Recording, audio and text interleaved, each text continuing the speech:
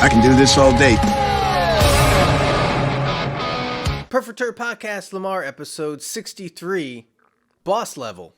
That's my video game sound to introduce the game, because yes. Well, I don't even know if this is a B movie, actually. I thought by the trailer, I was like, wow, this is going to be a B movie. And then watching it, I was like, maybe not. Here's the thing about this movie, and here's the thing about streaming services. They're going to just have a bunch of movies where they just put them out just so they can just keep you interested, basically. Because it's not going to be the shows that they have and stuff like that. So it's just going to be random ass just movies that they put out there, kind of generic and everything like that. But this one, Lamar has his overthinking cap on this one, because I feel like if you first watch the movie, you're probably going to be like, this is Groundhog Day with action. Yeah. But no, there's a little bit something deeper here. A little bit of, I would say, commentary and underlying themes, I would say. So, yeah, man. So, without spoiling too much of the movie, like, what's the best way to describe it? You have the character, what was his name? Roy. You have the character Roy, and you know his girlfriend is like a scientist. She's creating this kind of machine that can do a lot of interesting things. Yes. Of course, there's an evil villain that wants to use it for bad. Good old Mel Gibson. Yep. And so she, to stop this, gets Roy into the whole thing. He ends up in, like you said, a Groundhog's Day situation, but it's like playing a video game. He's got to, beat the same levels every time to try to get to the boss level. Yes. And ultimately fix the situation. Oh, yes. And Joe, I'm going to go ahead and say it and throw it out there. This movie is about fatherhood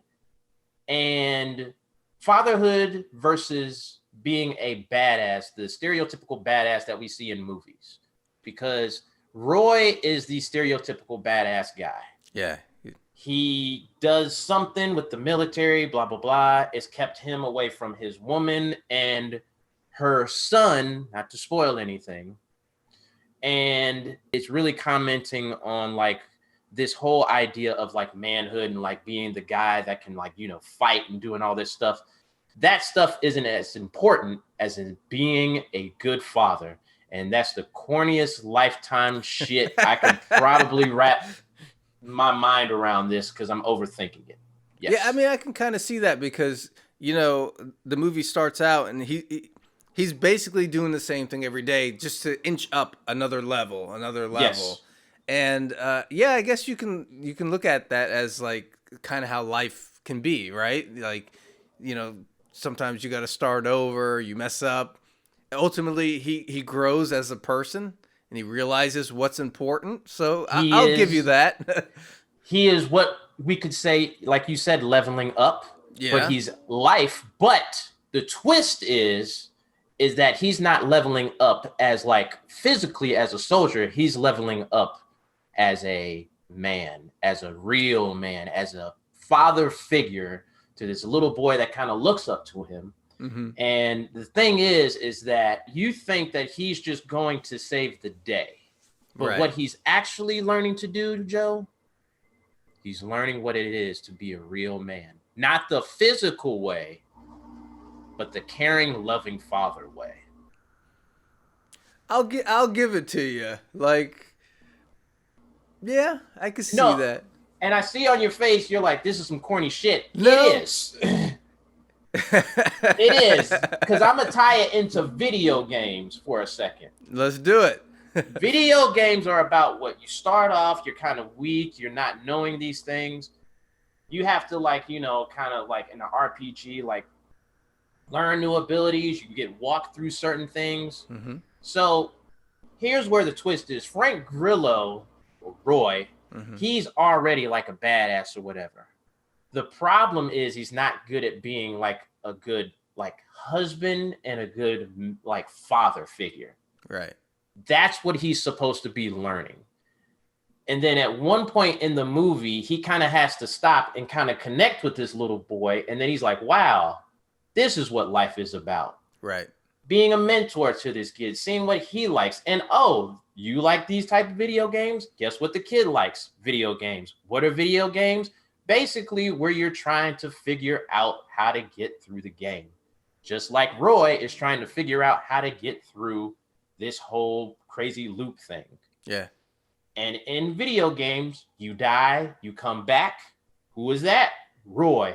Boom. Symbolism. Roy is learning how to be a real man. Yeah. Yes.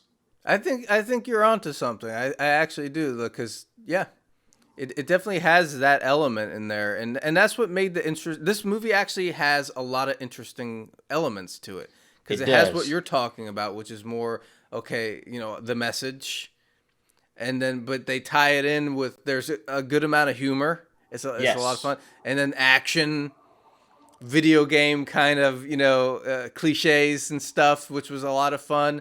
It's got a little bit of everything to it, and that it really is a fun movie. It is a fun movie. It's not your typical, because what I thought it was going to be like him kind of building up his abilities and stuff like that. But that's where you get the twist, where it's not just about him saving the day. It's about him as a man, Joe. Yeah. Because we don't talk about our feelings. We bury them in video games and alcohol and going to the gym trying to get buff. Growing beards, Joe. And that's what I think this movie is about in my overthinking of this movie. I'll agree with you. Also, I mean, Mel Gibson, this is the second recent Mel Gibson movie that we watched Fat Man, and now we've watched this one. And I like them both, actually. And it's a thing like, he's still making these movies that are kind of like under the radar type of thing, but they've been quality movies. He's not Nicolas Cage. He's not doing the Nicolas Cage thing, and I like him as a villain. He kind of has like this. I don't know what you want to say. He's an asshole, but he's kind of like a grungy asshole. Like he's not like proper or anything like that. He's more like, hey, go get this guy, kill him, like that kind of guy, like a mob boss kind of guy. Mm-hmm. I don't know how to describe it, but he's not like grandiose about it. So I enjoyed him as a villain. Yeah, he has been pretty good with when he does that role. But yeah, all in all, I think the cast is really great. Frank Grillo's great in this movie. Mm-hmm. Like he fits the part really well. So I think it was great. So what would be your rating of it? I would give a 4 just because it's lagged a little bit. Okay. But it would have been a 3 if it would have been like the stereotypical action movie. Mm-hmm. But I would say to anybody watching this movie, really look at it from a different perspective of not like being just like, oh man, he has to kill the bad guys. It's more of an introspective movie for that character, in my opinion. So I give it a 4. Okay. I can kind of see what you say, like where there was a little bit of a dip, but for the most part, it had a good pace. Yes. I found it funny and the action was good. I'm going to give it a 4.5 out of 5. I really did enjoy this movie. I think it's a really great movie. So, and it surprised me because going by the trailer, I was like, this could be some real like crazy shit. I don't know what this is going to be. And then I was like, no, this is a really good movie. Yes, it has a little bit more to it that adds to the action, because basically like he dies in very funny ways and stuff like that. That's a funny part of it. And then it's like it's undercut by like that little message that it has right there. Well, I guess that wraps this one up then. Perfect Turd Podcast episode 63. Boss level. Peace. Deuces. Yes.